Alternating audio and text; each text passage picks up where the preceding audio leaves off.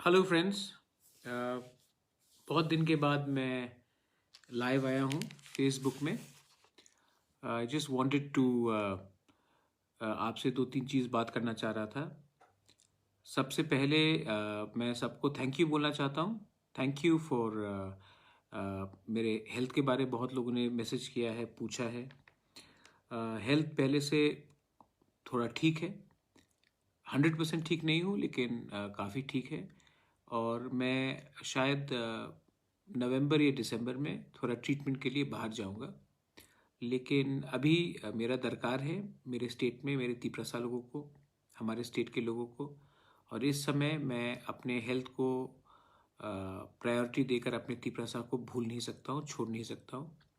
तो मुझे लगा कि अब अगले एक महीने में एक मेडिकल प्रिस्क्रिप्शन में जाऊंगा। उसके बाद मैं अपना फुल ट्रीटमेंट ठीक तरीके से शायद नवंबर के अंत में जब नगर पंचायत का इलेक्शन हो जाए उसके बाद मैं जाकर ठीक से कराऊंगा। मैं आपसे दो तीन चीज़ में बात करना चाहता। सबसे पहले थैंक यू फॉर, आप लोगों ने इतना क्वेश्चंस मुझे, आपने इतना मुझे विशेष भेजा, गेट वेल सून। मैं जानता हूँ कि मेरा हेल्थ ठीक नहीं है, और मैं ये भी जानता हूँ कि आज जो मैं फ़ाइट कर रहा हूँ, मैं जानता हूँ कि ये फ़ाइट मैं पूरा ज़िंदगी नहीं कर सकूँगा। लेकिन जब तक मेरे पास दम है, हिम्मत है, मेरे मेरे पास जोश है, मैं अपने ग्रेटर तिप्रलैंड के लिए, अपने तिप्रसा के लिए फ़ाइट करते रहूँगा। ये मेरा एक मोटिवेशन है और मैं ये करते रहूँगा। तभी भी आपने जो प्यार दिया है उससे मुझे मालूम पड़ता है कि इंडिया में महाराजा लोग रहे नहीं अब। There is no maharajas in India. लेकिन आपके दिल में आज भी हमारे परिवार बुबागरा के लिए, महाराजा के लिए सम्मान है, इज्जत है। और उस इज्जत से मुझे शक्ति भी मिलता है। आपका प्यार, आपका आशीर्वाद मुझे बहुत ताकत भी देता है और शक्ति भी देता है। और जब हम लोग एक दूसरे से लड़ते हैं तो मुझे खराब भी बहुत लगता है, क्योंकि मैं पॉलिटिक्स में दिल से नहीं आया हूँ। मैं आया हूँ क्योंकि मुझे अपने तिप्रसा लोगों के लिए एक कॉन्स्टिट्यूशनल सोल्यूशन चाहिए।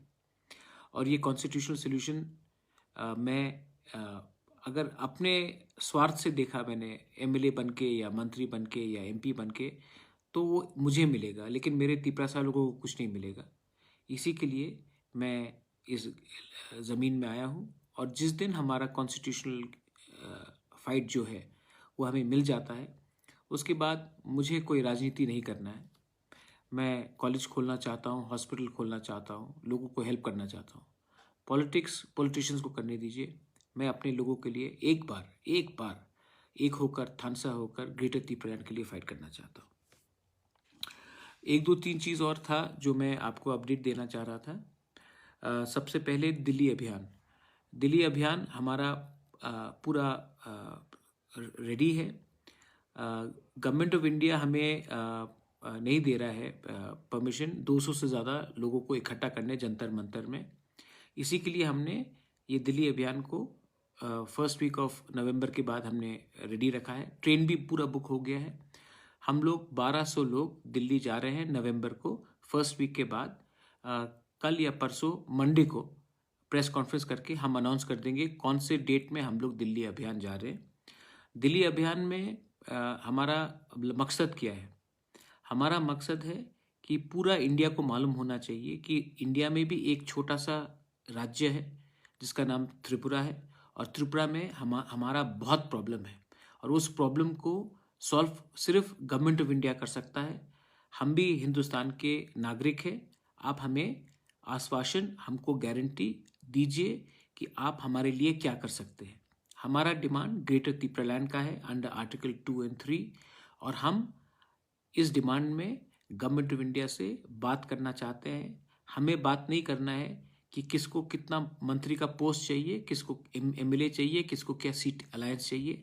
हमें अपने लोगों के बारे बात करना है। हमको अपने बारे, अपने व्यक्तिगत के बारे, हमको क्या मिल रहा है वो उसके बारे नहीं करना है। हमें गवर्नमेंट ऑफ इंडिया से एक कॉन्स्टिट्यूशनल सोल्यूशन चाहिए। ये हमारा दिल्ली अभियान है, और इसमें हमने पूरा ट्रेन बुक किया है। 1200 लोग नवंबर के फर्स्ट वीक के बाद हम लोग सब जा रहे हैं। मैं भी जाऊंगा, और मैं भी जंतर मंतर में आपके साथ बैठकर मैं भी आंदोलन करूंगा। शायद पहला बार है कि रॉयल फैमिली का कोई भी मेंबर जंतर मंतर में खुद बैठकर ग्रेटर त्रिपुरा लैंड के बारे डिमांड कर रहा है। बहुत लोग बोलेंगे कि ये राजा महाराजाओं का काम नहीं है, लेकिन मैं सबको एक बात बोलना चाहता हूँ। सबसे पहले मैं तिपरासा हूँ, उसके बाद मैं बुबागरा हूँ। तो ये मैं कभी नहीं भूलूंगा और ये दूसरे लोगों को भी नहीं भूलना चाहिए। दूसरा बात है कि मैंने देखा है कि आजकल बहुत प्रॉब्लम चल रहा है बांग्लादेश में। पूजा के टाइम हमारे माइनॉरिटीज़ जो वहाँ में हैं उनके ऊपर अटैक हुआ है। बहुत दुख लगता है, बहुत ख़राब लगता है, क्योंकि कहीं में भी आप माइनॉरिटी को टारगेट करने से मतलब कि किसी को क्या मिलता है, वायलेंस से किसी को क्या मिलता है। तो जहाँ में मंदिर को जलाया गया, पूजा पंडाल को तोड़ा गया, माइनॉरिटीज़ को मारा गया, हिंदू लोगों को वहाँ में मारा गया, ये गलत बात है। और इस समय बहुत लोग इंडिया में भी बोल रहे हैं कि इसका हमको बदला लेना चाहिए मस्जिद को तोड़कर, इसको हमको बदला लेना चाहिए मौलवी को मारकर। ये गलत बात है। हम एक सेक्युलर स्टेट है और हमें दूसरे की गलती को देखकर उसको कॉपी नहीं करना चाहिए। अगर कहीं में उन्होंने मंदिर तोड़ा है तो हमारा जवाब किसी का मस्जिद तोड़ने का बात नहीं होता है। कहीं में अगर किसी का चर्च जलाया गया तो इसका ये मतलब नहीं कि हम यहाँ में किसी का रिटेलिएट करें। ये लोग जो कर रहे हैं बांग्लादेश में प्रॉब्लम, ये लोग फ्रिंज एलिमेंट्स हैं। और आज हिंदुस्तान का अगर पूरे साउथ ईस्ट एशिया में आप देखेंगे, अगर एक दोस्त है जो परमानेंटली हमारा दोस्त रहा है, वो है शेख हसीना। और वो हमारे जो बांग्लादेश के प्राइम मिनिस्टर है, इस समय हमें उनके ऊपर विश्वास करना चाहिए कि वो ये गुंडे लोगों को जिसने पूजा का पंडाल को तोड़ा है वो उनको अरेस्ट करेंगे, उनके खिलाफ कार्रवाई करेंगे। यहाँ में अगर हम उन्हीं को अटैक करने लगेंगे तो उनका पोजीशन बांग्लादेश में कमज़ोर होगा। बहुत लोगों को समझना चाहिए कि ये जो हो रहा है बांग्लादेश में, ये पूरा प्लानिंग के साथ हो रहा है, एक कॉन्स्पिरेसी है। और इस समय हिंदुस्तान का अगर एक दोस्त है तो वो शेख हसीना है और उनको ऊपर हमें पूरा विश्वास करना चाहिए। और मेरा पूरा विश्वास है कि वो हमारे माइनॉरिटीज़ को प्रोटेक्ट भी करेंगे और जो गुंडे लोग ने, जो कम्युनल लोगों ने ये जो किया है उसके खिलाफ भी एक्शन लेंगे। लेकिन त्रिपुरा में भी बहुत लोग हैं जो रिटेलिएट कर कर मस्जिद को या चर्च को या कहीं में भी लोगों को धमका रहे हैं। मैं उनको वार्निंग देना चाहता हूँ, अगर उन्होंने गलती किया है तो इसका ये मतलब नहीं कि आप भी गलती करें। इमोशन सबका रहता है, लेकिन इमोशन का ये मतलब नहीं है कि अगर किसी ने किसी के घर में हमला किया या किसी के बीवी को अटैक किया या किसी को बहन को मारा या भाई को मारा तो हम भी ऐसी कर कर उनके जैसे बन जाए। तो मैं बोलना चाहता हूँ कि ऐसे जो वायलेंस हो रहा है त्रिपुरा में, जहाँ में हम अपने ही माइनॉरिटी को अटैक कर रहे हैं, हम में और दूसरे देश में क्या फ़र्क रहेगा अगर हम अपने देश में अपने माइनॉरिटीज़ को प्रोटेक्ट नहीं कर सके। त्रिपुरा का एक अलग कल्चर रहा है। त्रिपुरा में महाराजा त्रिपुरा ने शुजा के लिए मस्जिद बनाया। आज भी उज्जैनता पैलेस में हफ्ते में 2 बार नमाज पढ़ा जाता है पीर बाबा आकर। त्रिपुरा का रॉयल फैमिली ने कभी धर्म के नाम में किसी को डिस्क्रिमिनेट नहीं किया है। मैं अपील करना चाहता हूँ कि आज के दिन हमें भाई बनकर, दोस्त बनकर रहना चाहिए और धर्म के नाम में किसी के संग आपको फाइट करने से कुछ नहीं मिलेगा। मुझे चिंता है कि बांग्लादेश में जो हो रहा है वो हमारे पूरे क्षेत्र के लिए खराब है। अगर शेख हसीना कमज़ोर हुई और बांग्लादेश में कम्युनल एलिमेंट्स आ गए तो आज के दिन 1 करोड़ 70 लाख हिंदू माइनॉरिटीज़ हैं बांग्लादेश में। और अगर बांग्लादेश में शेख हसीना नहीं रही तो बांग्लादेश में सिचुएशन ख़राब हो सकता है। और अगर ये सिचुएशन वहाँ में ख़राब हुआ तो आप सब जानते हैं कि अफ़गानिस्तान में सिर्फ 20 दिन के अंदर तालिबान आ गया था। और अगर बांग्लादेश में शेख हसीना को हमने ताकत नहीं दिया, उनको हमने सपोर्ट नहीं किया, तो बांग्लादेश में अगर कोई एंटी या फिर कम्युनल एलिमेंट्स आ जाएंगे तो जो हमारे माइनॉरिटीज़ है वो कहाँ जाएंगे? पश्चिम बंगाल में आएंगे या फिर नॉर्थ ईस्ट में आएंगे। और अगर नॉर्थ ईस्ट में आया तो प्रॉब्लम सबको होगा। हमारा यहाँ में संख्या कम है, हमारा यहाँ में पहले से टेंशन है, और इसके बाद अगर बांग्लादेश में सिचुएशन ख़राब हुआ और हम लोग सब बहुत लोग यहाँ में आने लगे तो टेंशन हमारे घर के अंदर भी हो सकता है। इसके लिए आप सबको मैं बोलना चाहता हूँ कि आप कुछ चीज़ डिमांड करने से पहले सोचो। ये सिर्फ इंडिया के लिए नहीं, पूरे रीजन के लिए है। मैं आपको लास्ट में एक बात बोलना चाहता हूँ। हमारा इलेक्शंस होने वाला है नगर पालिका का। तिपरा मोथा ने अपना कमेटी का मीटिंग रखा है और अगले आने 1-2 दिन में हम लोग उसमें भी विचार करेंगे। मेरा मानना है कि जब तक आंचलिक पार्टी, क्योंकि सब लोग बोलते हैं कि आप लोग तो रीजनल पार्टी हो, आप लोग तो जनजाति के पार्टी हो, आप तो बनवासी के पार्टी हो। बनवासी का मतलब क्या है? जो जंगल में रहता है।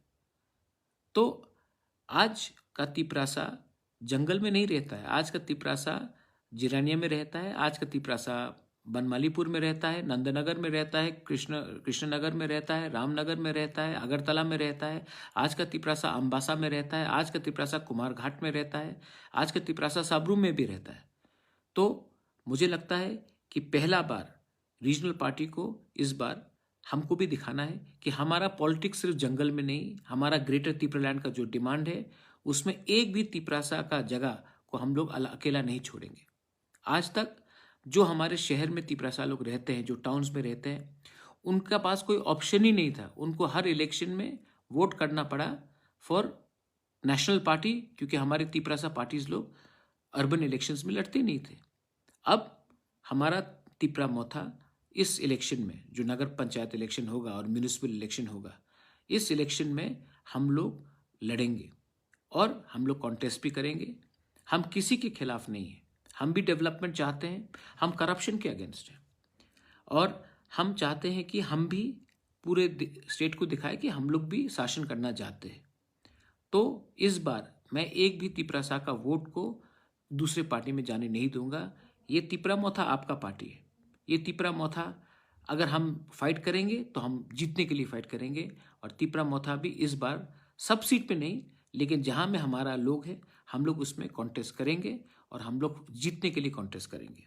और जो लोग हमें सपोर्ट करते हैं, बंगालीज हो, मुस्लिम्स हो, मणिपुरीज हो, हिंदुस्तानी वर्कर्स हो, कोई भी हो जो त्रिपुरा को ठीक रास्ते में ले जाना चाहता है, मैं आपको अपील करता हूं कि आपने सबको चांस दिया है।